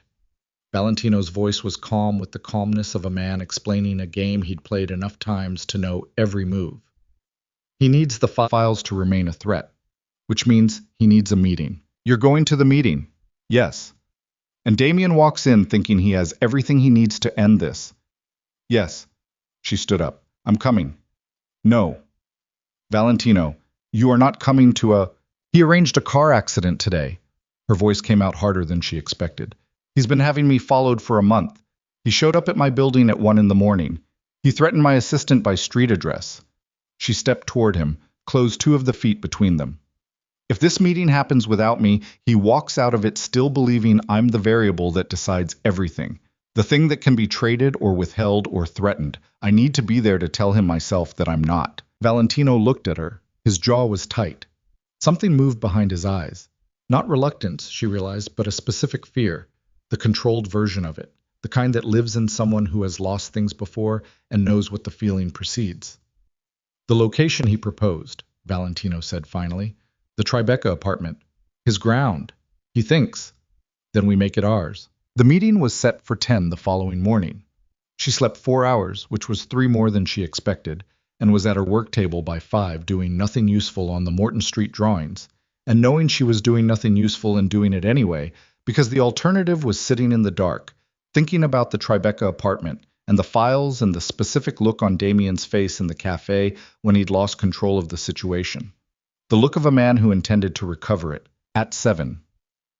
Gio came upstairs and gave her a brief professional rundown of the logistics, the team, the positions, the contingencies, with the matter-of-fact completeness of a man who had done this kind of briefing many times and had a personal policy of not adding emotional texture to it. She listened to all of it and asked 2 questions, and he answered both and left. Valentino appeared in the doorway at 7:45 in a dark suit that was different from the one he'd worn the day before, and she looked at him and thought, this is the version of him that runs a criminal empire. Not more dangerous than the other version, she'd decided, just less edited. Ready, she said. It wasn't a question.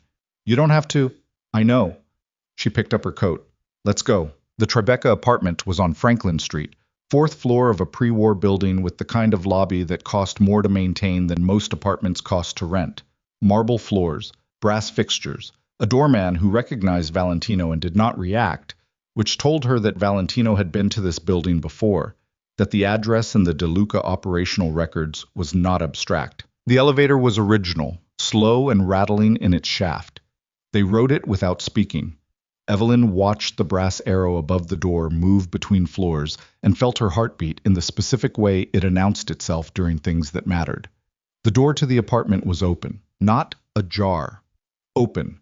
Standing open onto a hallway that she recognized from the settlement documents she'd reviewed with Marcus. Wide plank floors, high ceilings. The particular proportions of a Tribeca pre-war that someone had renovated well, once, before she was involved.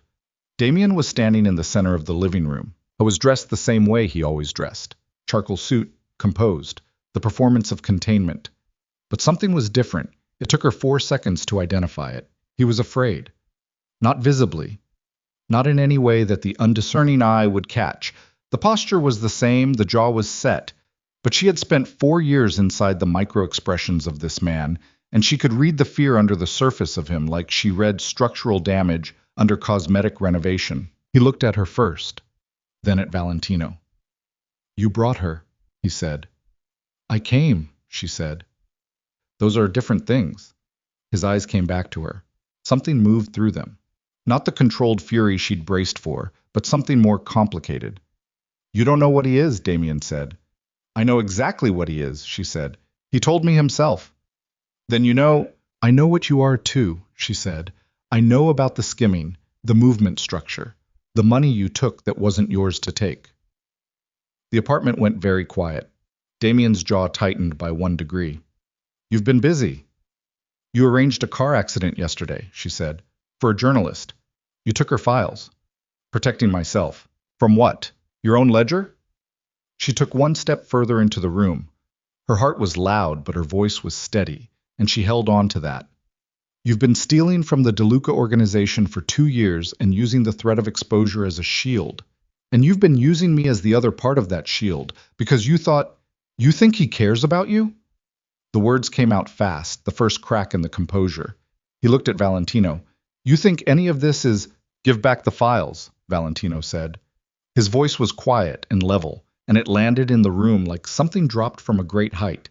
He hadn't moved from the position he'd taken near the door. He didn't need to move. "Give them back. Walk away from the divorce settlement. Sign tonight." "And what do I get?" "You get to walk out of this building." The silence stretched. Damien looked at him and made the calculation. She could see it happening, the rapid processing of a man running odds. And something in the calculation wasn't resolving the way he needed it to, because he'd expected Evelyn not to be here, and her presence had unmade the architecture of the leverage. She wasn't the variable. She was the witness, and witnesses changed everything. "The files are not here," Damien said. "I know they're not here," Valentino said. "Then you know you can't—" "I know that you called this meeting because you needed to look at me and decide whether I was bluffing." Valentino looked at him with the dark, even attention that had stopped a man in his tracks in a café 4 weeks ago. "I'm not." Damien's eyes went to Evelyn. One last time, the look of a man trying to find something that used to be there. Some remnant of the purchase he'd had on her, the particular combination of fear and habit and exhausted attachment, and finding nothing. "This isn't over," he said. "It is," she said. He moved then, fast, faster than she'd expected, toward the secondary hallway that led to the back of the apartment, the service entrance she'd clocked when they came in because she always clocked exits. And Valentino's hand was already on his phone, 1 word in Italian, and she heard feet on the service stairs from below before Damien had taken 4 steps down the hall. She stood in the center of the Tribeca apartment and listened to the sounds of Damien Russo running out of room. And then his voice came from the hallway. Not composed, not controlled, the stripped-back version. The voice she'd heard at 1 in the morning through a buzzing intercom. And what he said was not a threat, not a negotiation, but something that made the floor disappear from under her entirely. "Ask him about the woman," Damien called out, his voice compressed with the effort of what he was being held against. "Ask DeLuca about the woman in the photograph, the one from 14 months ago. Ask him why Marsh had that photo in her files before she ever started." The hallway went silent. Not the silence of resolution. The silence of something detonating in slow motion. The kind where the sound hasn't reached you yet, but you can already feel the pressure change. Evelyn stood in the center of the Tribeca living room and did not look at Valentino. She looked at the hallway where Damien's voice had come from, and she listened to the sounds of him being walked back, controlled, no violence, just the firm geometry of men who did this professionally. And she kept her breathing even by counting the floor planks between her and the window. 7 planks. Wide plank white oak. Someone had done them right once. Then she turned. Valentino was already looking at her. He hadn't moved from his position near the door, but something in the quality of his stillness had changed. It was no longer the operational stillness of a man running a meeting. It was the stillness of a man who has just heard something he knew was coming and had spent time deciding how to handle it, and is now finding out whether his preparation was sufficient. It wasn't. She could see that on his face. For the first time since the café, the composure had a fracture in it. "The woman in the photograph," she said. He didn't answer immediately, which was its own answer. "Marsh had a photograph," she said, 14 months ago, before the investigation into your organization started." She kept her voice level, which required effort she could feel in her jaw. "Damien knew about it, which means it was in the files he took, which means whatever it is, it was significant enough that a 14-month investigation into a criminal empire began with it." She looked at him.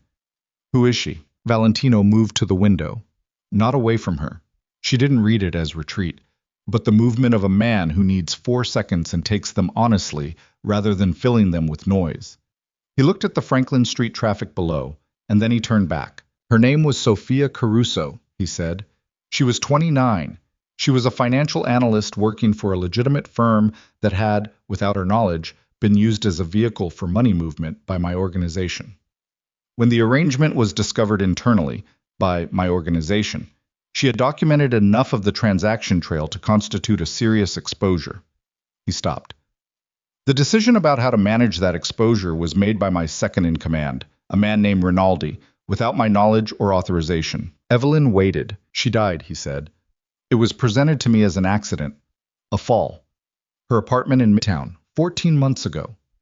His voice was even, careful. The voice of a man reciting facts he has reviewed so many times they have calcified into something he can carry. Marsh was a friend of hers. They'd gone to school together. Marsh didn't believe it was an accident, and she was right. She spent 3 months documenting what she could before she had enough to begin a formal investigation. The room was very quiet. "Rinaldi," Evelyn said, "is no longer with my organization. He was removed 6 months ago, when I completed my own investigation into what happened." "Removed.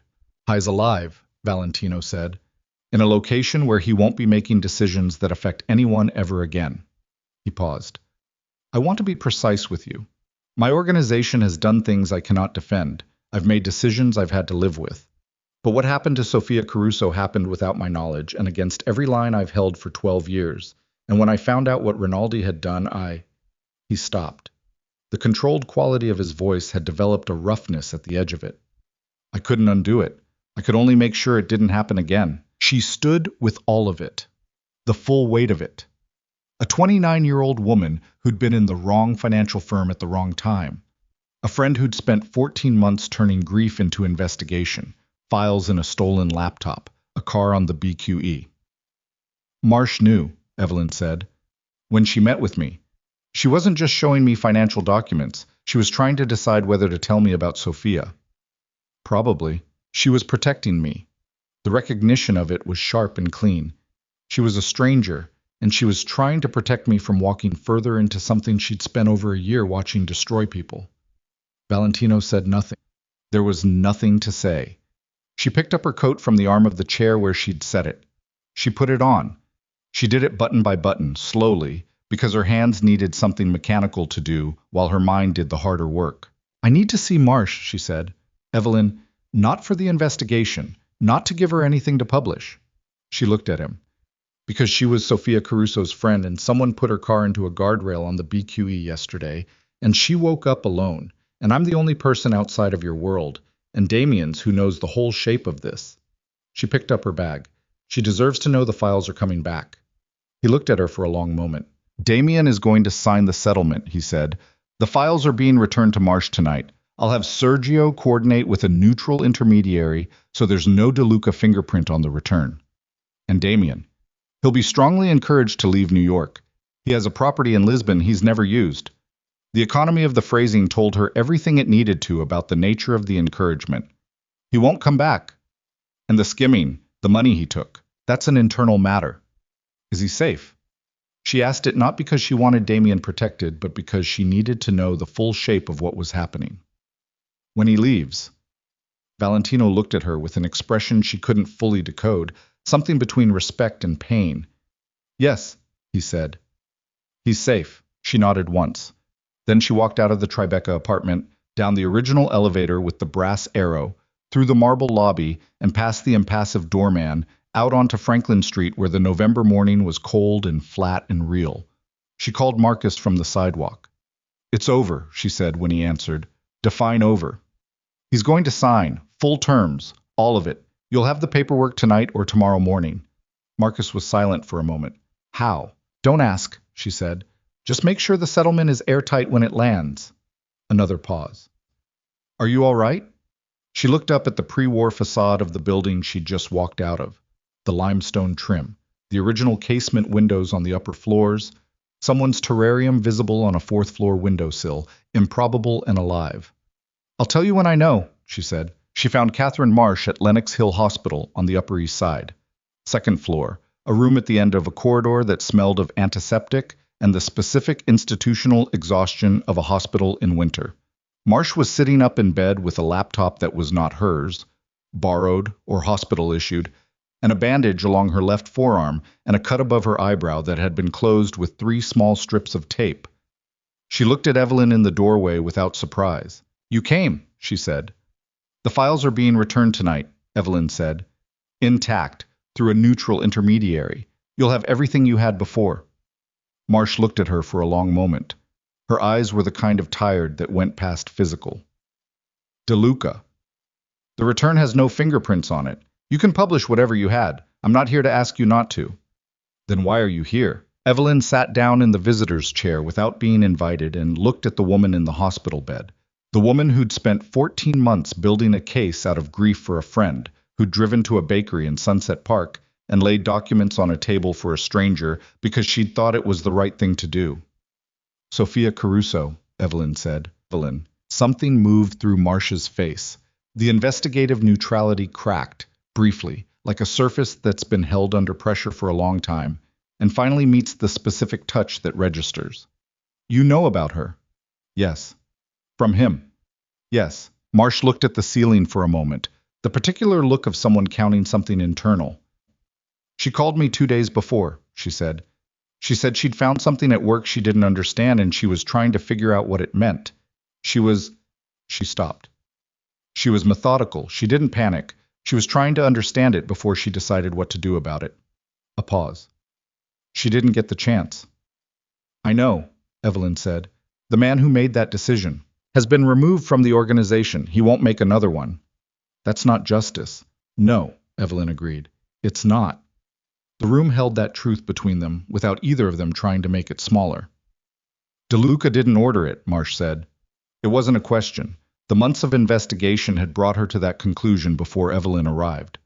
No. Does that matter? I've been asking myself that for 2 days, Evelyn said honestly. I don't have a clean answer yet. Marsh looked at her. But you're still in his house. I was in his house. She thought about the Morton Street townhouse, the parlor with the restored cornice, the plane tree in the courtyard, the bare white oak floors waiting for their finishing coats. I don't know what comes next. Marsh was quiet for a moment. The piece runs in 5 weeks, she said. Your name is in it. I can't remove it, but I can contextualize it. The commission was professional. The timeline. You didn't know. She paused. Most people walk into things without knowing. That's not a character judgment. I know. Sophia walked into it without knowing. Marsh's voice stayed even, but cost her something to keep it that way. She was just good at her job in the wrong place. I know. She stayed for 40 minutes. They didn't talk about the investigation the whole time. Marsh asked about the Morton Street townhouse, which she'd seen in property records, and Evelyn told her about the carriage house rebuild and the floors and the parlor floor cornice. And it was an odd conversation to have in a hospital room, but it was also the most honest conversation she'd had in weeks. Two women talking about a real thing in a room where pretense had become too expensive. When she left, she stood in the hospital corridor and understood, fully and finally, that the shape of what she was returning to was not the shape of what she'd left. The Morton Street townhouse was quiet when she arrived that evening. The contractor's van was gone. The street lamp on the corner had come on against the early dark. She stood on the sidewalk and looked up at the building, the 4 stories of federal brick, the bad aluminum door that was still temporary, the second-floor windows she'd slept behind for 3 weeks, and she stayed there long enough to feel the full weight of what it represented before she went inside. Valentino was in the kitchen, the actual kitchen, not the gutted one-day-to-be kitchen, but the camp kitchen they'd set up in the garden-level room while the renovation worked around them. A portable burner, a cutting board on a folding table, a coffee setup that had gradually accumulated permanence over 6 weeks. He was making something. She smelled garlic and something herbed, and the domesticity of it was so incongruous with the last 48 hours that she stood in the doorway for a moment, just absorbing the strangeness. He heard her and turned. He read her face the way he'd always read her face, completely, quickly, without commentary. And he turned back to the stove and adjusted something and said, without theater, "Sit down, eat first." She sat down. They ate at the work table, the way they'd eaten on the 2 Wednesday evenings weeks ago, except that now the renovation drawings were moved aside, and the evening had a different gravity to it, and they ate in a silence that was not the careful professional silence of client and designer, but the heavier, more honest silence of 2 people who have run out of the energy required to be anything other than what they are. The food was simple. Pasta with something that had simmered long enough to become more than its components. She ate all of it, which surprised her, and then she set her fork down and looked at him across the table. "Sophia Caruso," she said. "Yes. You carry that." "Every day," he said. "Without inflation, just the fact." "Is that why you stood up in the café?" I was quiet for a moment. The question was real, and he treated it as real. Didn't deflect, didn't qualify. Took the time to look at it honestly before he answered. "I don't know," he said. "I've thought about it. Whether it was penance, whether I was—" He stopped. I saw his hand on your wrist, and something that had nothing to do with calculation made me stand up. "I can tell you that's true. What the thing was, I'm still—" He shook his head slightly. "I don't have a clean answer for you." "I told Marsh the same thing about a different question today," she said. He looked at her. "She's publishing the piece," Evelyn said. "I didn't ask her not to. I don't think you'd want me to." "No. Your name, the commission, the organization, all of it. I know. And you're prepared for it," he said. "I've been prepared for it for a long time." Something shifted in his face. "I'm more concerned about what it means for you. For my business. For all of it. Your business. The life you're building." She looked at the bare wall across from her, the stripped plaster that was waiting for the finish coat she'd specified in week 2. The color she'd chosen was called bone. Not white, not cream, but the warm, slightly imperfect tone of something that had been here a long time and intended to stay. "Hartwell Interiors survived 4 years of Damien," she said. "It'll survive a news cycle." "It's not a small news cycle. I know what it is." She looked back at him. "I also know that the Morton Street townhouse is the best work I've done in my career, and I'm not finished with it yet." The corner of his mouth shifted. Not the almost smile she'd cataloged in the first weeks. Something different, slower, more unguarded. The expression of a man who has been surprised by something and has decided not to hide the surprise. "There's something I need to ask you," she said. "Ask. The café, the commission, all of the ways you arrange things without telling me what you were arranging." She kept her eyes on him. "If I'd known the full shape of it from the beginning, I would have run. We both know that." "Yes." "So you manage the information?" "Yes." "And you know that's not something I can ask you to forgive easily," he said. "Yes, I know." She sat with that. He sat with her sitting with it, which she'd come to understand was one of the things he did. Gave the silence its full dimension rather than collapsing it. "The difference between you and Damien," she said, "isn't that you never managed me. It's that when I found out you had, you told me the rest of the truth without being asked twice." She paused. "I'm still deciding what to do with that distinction." That's fair. I'm not leaving the project, she said. That's decided. The house deserves to be finished, and I'm going to finish it. I know. What I don't know yet is what that means beyond the project. She looked at the table between them, the work table that had become their table, the renovation drawings mixed with the food, the accumulated evidence of 6 weeks of proximity that had quietly become something neither of them had planned. I need you to let me take the time to know. You have it, he said. All of it. She looked at him across the table.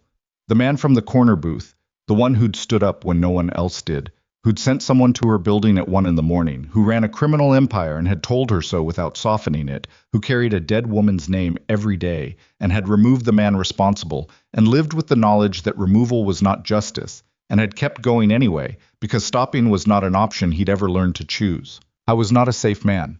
She was not going to make him into one in her mind, was not going to perform the renovation on him that she'd spent 4 years performing on Damien.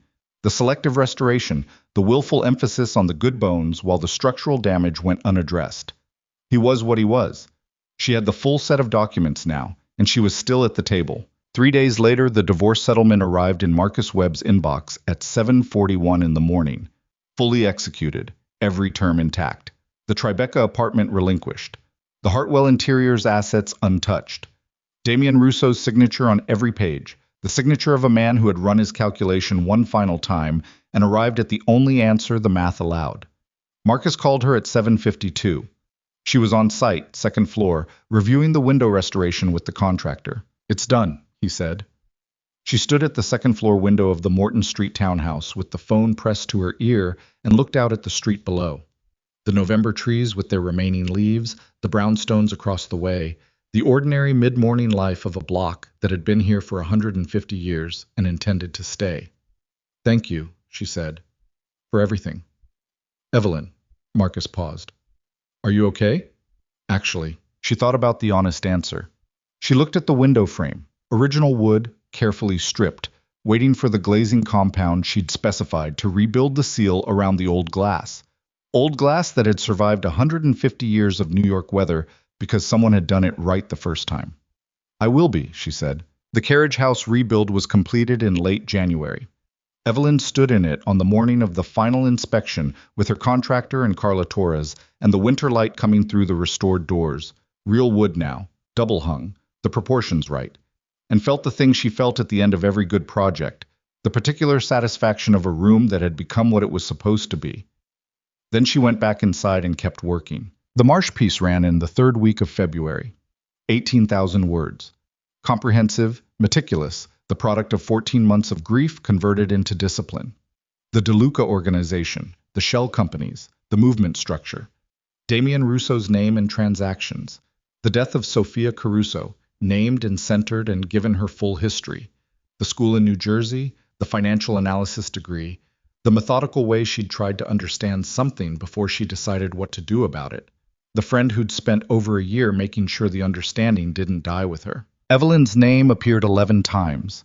The framing was what Marsh had promised, professional, time-stamped. The commission documented as legitimate work by a designer who had been given incomplete information. It was not exoneration exactly. It was the truth, rendered with the precision of someone who understood that the truth and absolution were not the same thing, and that the truth was sufficient. The week the piece ran, Evelyn lost 2 clients. She gained 4 inquiries from people who had read it and wanted to work with someone who had been in those rooms and come out the other side still standing. She took 2 of the 4. She was selective. She had always been selective. She was done apologizing for it. The Morton Street townhouse was completed on a Friday in late March, 8 months after she'd walked through the front door with a flashlight and a tape measure and the specific grief of a building that had been stripped of its history. She did the final walkthrough alone, starting in the basement and working upward the way she always did, floor by floor, room by room, the comprehensive accounting of whether a space had become what she'd promised it could be. The kitchen first, garden level. The new kitchen, the right kitchen, stone and wood, and the proportions of the original reestablished from the architectural record. The window onto the courtyard reinstated where it had been walled over. The parlor floor, the cornice overhead perfect. The plaster walls in bone, the white oak floors finished and breathing, the tall windows unobstructed and throwing the long afternoon light across the room in the geometry she'd calculated in week 1 and found exactly right. The library on the 3rd floor with its restored shelving, the reading room at the rear with the window onto the courtyard, and the plane tree visible through the glass, enormous and indifferent and permanent. And the roof. The pergola was rebuilt, not replicated, rebuilt from reclaimed materials, with the proportions she'd specified and the climbing structure for the wisteria that wasn't planted yet, but was coming in spring. The Manhattan skyline beyond the parapet was what it always was, vast, indifferent, belonging to no one, and available to everyone, the particular democracy of a view that could not be owned. She stood on the rooftop terrace in the March cold and looked at it for a long time. She heard the roof door open behind her. She didn't turn around. She knew his step. Valentino came to stand beside her at the parapet. Not behind her, not holding her. Beside her, at the same distance he'd maintained since the Tribeca apartment, the respectful space of a man who had said take the time you need and had meant it, and had demonstrated meaning it for 4 months through the hardest demonstration, simply waiting without leverage. They stood side by side and looked at Manhattan in the early evening light. "It's done," she said. "I know." He'd walked through it before she arrived. She knew he had from the look on his face, the look of a man who has seen a thing become what he'd believed it could be and doesn't quite know what to do with the confirmation. "The house is what it was supposed to be," she said. "Better, actually, because what it was supposed to be was always under there. It just needed someone to be patient enough to find it." He looked at her. She felt it without turning, the quality of the look, the full attention of it, the thing that had been there since a corner booth and a man who stood up without being asked. "I'm not going to tell you I'm not afraid," she said. "I know. I'm not going to tell you that what you are doesn't matter to me. It does. I know that too. And I'm not going to pretend that I don't know exactly what I'm choosing if I choose this." She turned to look at him. His face in the early evening light was the face she'd been reading for 8 months. The closed version, the open version, the version that appeared at 1 in the morning when you called because you were afraid. The version in the front parlor when the truth finally came out. The version across a work table over bad takeout and renovation drawings. All of the versions of the same man, complex and flawed and genuinely, structurally himself, in a way she had not encountered before and had begun to understand was rare. "Sophia Caruso deserved better than what happened to her," she said. "And the fact that you know that and carry it, that's not nothing." I was quiet. "It's not absolution," she said. "No. But it's not nothing." Looked at her with something that was not the composure she'd catalogued, not the managed stillness, not the version of him that ran an empire and survived the weight of it. It was the look of a man who has been seen completely, for perhaps the first time, and does not know whether to be grateful or terrified, and has decided in this moment to be both. "What do you want?" he said. Simple. No architecture around it. She looked at the city beyond the parapet. The lights beginning to come on as the evening deepened. The particular alchemy of Manhattan at dusk, when the skyline stops being backdrop and becomes something actively itself. She had spent 4 years in a marriage that required her to be smaller than she was. She had spent 8 months restoring a house to what it had always been underneath. She understood, finally and completely, that the 2 projects were the same project. "I want to not be afraid of the thing I actually want," she said. She turned toward him. He turned toward her. The space between them was the same space it had always been.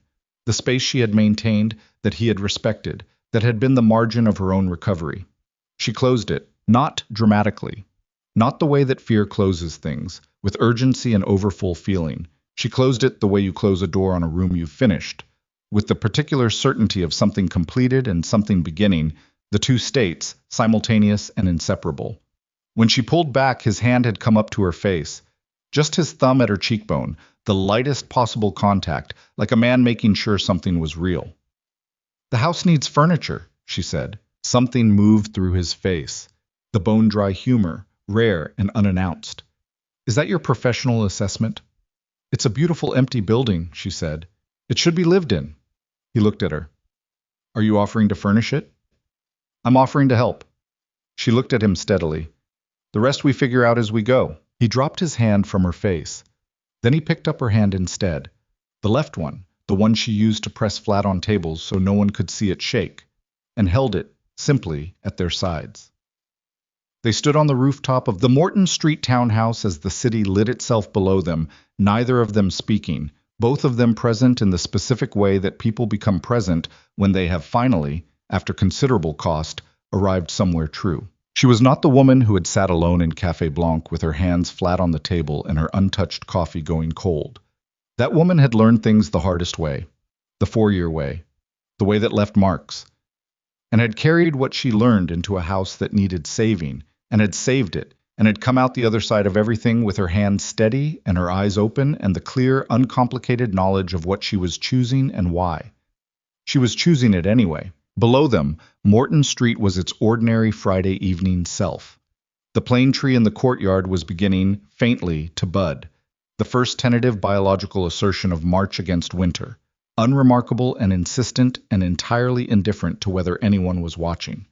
The city went on, the house stood, and on the rooftop terrace, under the wide, indifferent sky, two people who had each spent a long time surviving stood together in the early dark, and let themselves, for the first time in longer than either of them could calculate, simply be still.